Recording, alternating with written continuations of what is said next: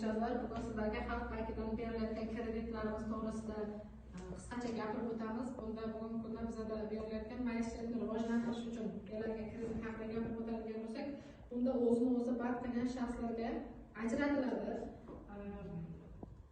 Bunda mijoz hamda uning kafilligi asosida kredit ajratilib 50 million so'mgacha uchinchi shaxs kafilligi bilan beriladi. 18% kreditimiz bor, muddati 3 yil hisoblanadi. Aynan mablag'ni to'lash uchun 3 yilga mayizni uzum yetishtirish maqsadida yer sotib olish uchun bunda e-yozuvchi orqali bo'ladi. Mayizni quritish, saqlash, qayta ishlash, uskunalar va boshqa turdagi asosiy vositalar sotib olish uchun 60 oygacha beriladi. Kreditning maksimal miqdori muvaffaq qiymatidan kelib chiqib belgilanadi. Bu o'zini band qilgan shaxslarga hisoblanadi.